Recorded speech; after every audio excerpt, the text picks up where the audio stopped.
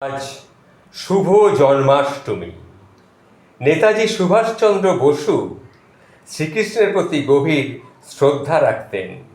তিনি শ্রীকৃষ্ণের কর্মযোগ এবং গীতার শিক্ষাকে তার রাজনৈতিক ও আধ্যাত্মিক দর্শনের অংশ হিসেবে গ্রহণ করেছিলেন। সুভাষচন্দ্র বসু শ্রীকৃষ্ণের কর্মযোগকে অর্থাৎ কর্মফল এবং ফলের আকাঙ্ক্ষা ত্যাগ করাকে কর্মযোগ বলা হয়, সেই কর্মযোগকে নিজের জীবনে প্রয়োগ করবার চেষ্টা করেছিলেন। তিনি মনে করতেন কর্মফল বা ফলের অপেক্ষা ত্যাগ করে নিষ্কামভাবে কর্ম করাই জীবনের পরম লক্ষ্য হওয়া উচিত। এটি তাকে দেশের স্বাধীনতা সংগ্রামে আরও বেশি মনোসংযোগ দিতে এবং যে কোনো প্রকার প্রতিকূলতার মধ্যেও অবিচল থাকতে সাহায্য করেছিল। গীতার শিক্ষা, বিশেষ করে শ্রীকৃষ্ণের উপদেশ, সুভাষচন্দ্র বসুর কাছে ছিল পথ প্রদর্শক। তিনি মনে করতেন গীতায় বর্ণিত নীতিগুলি কেবল আধ্যাত্মিক পথপ্রদর্শকই নয়, রাজনৈতিক এবং সামাজিক জীবনেও প্রয়োগ করা যেতে পারে।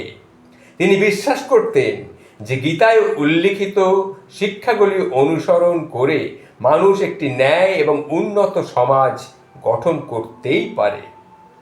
সুভাষচন্দ্র বসু তার জীবনের বিভিন্ন সময়ে শ্রীকৃষ্ণের আদর্শ ও শিক্ষার কথা উল্লেখ করে গেছেন।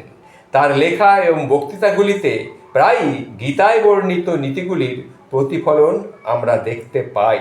তিনি বিশ্বাস করতেন শ্রীকৃষ্ণের শিক্ষা তাকে সাহস, তাকে আত্মত্যাগ, তাকে দেশের প্রতি গভীর ভালোবাসা জুগিয়েছে, যা তাকে স্বাধীনতা সংগ্রামে অবিচল থাকতে সাহায্য করেছে। এই যে কথাগুলি আমি বললাম, এগুলি সুভাষচন্দ্র বসু, আমাদের নেতাজি, তার সংগ্রামকে এর উপরে অবলম্বন করে গঠন করেছিলেন। আজ শুভ জন্মাষ্টমীর দিনে সকল বন্ধুদের আমি জানাই শুভ জন্মাষ্টমীর শুভেচ্ছা এবং শুভকামনা। প্রণাম শ্রী শ্রী ঠাকুর, প্রণাম। জয় শ্রীকৃষ্ণ, জয় শ্রীকৃষ্ণ, জয় শ্রীকৃষ্ণ।